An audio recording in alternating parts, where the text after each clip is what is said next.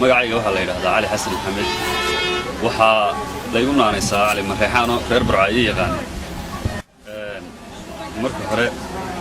doorashadan socota anigu waxaan ahay nin dhalinyaro ah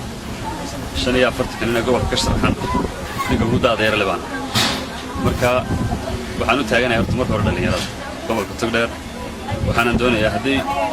baarlamaanka tahay iyo haddii ay gobolka tahayba haddii aan ku guuleysto hawshan inaan dhalinyarada gobolka xuquuqdooda uga doodo golaha baarlamaanka ee ay ka mid tahay koow shaqo la'aanta boqolkiiba 90 dhalinyarada haysata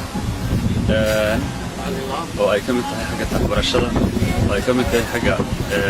dhinac kasta oo arrimaha bulshada ku saabsan dhalinyarada oo bulshada u badan oo rag iyo dumarba leh taas waxaan doonayaa mar haddaan dhalinyaradii ka tirsanahay oo aan ahay musharax dhalinyarada inaan xuquuqdooda u doodo oo dhinaca kale waxa weeye xuquuq xagga sharcigaaba dhalinyarada laga awday oo ah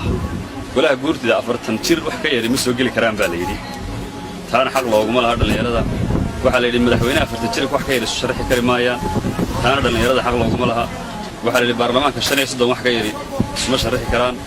waxaa la yidhi golayaasha deegaanka kama noqon karaan 35 wax ka yar waxaa soo dhimay dastuurkay ku taala sharciyada dalka ku taala doorashooyinka taasna waxaan doonayaa inaan ka hadlo ka dagaalamo oo halgamo oo xuquuqdaasna dhalinyarada aan soo dhiciyo waayo marka aynu eegno shuruucda islaamku qaangaadh buu yaqaanaa qofkaas qaangaadh ma yahay oo caqligiisu ma ku filan yahay laakiin wax loo xadiday oo la yidhi markuu intaa yahay unbuu xil qaban karaa intaa markuu yahay ma qaban karo waxay la tahay inaanay wax jira ahayn majority mujtamaca dhalinyarada ahaa ayaa loo diiday marka taasna waan ugu maqanahay dhalinyarada waan u soo celinayaa dhammaanna anigoo aan qabiil ku xidhin oo siyaabo kale u xidhin dhalinyarada gobolka gebi ahaanba ayaan u sharaxanahay codkana aan kaga doonayaa waxna aan la qabanayaa taas waxaa raacda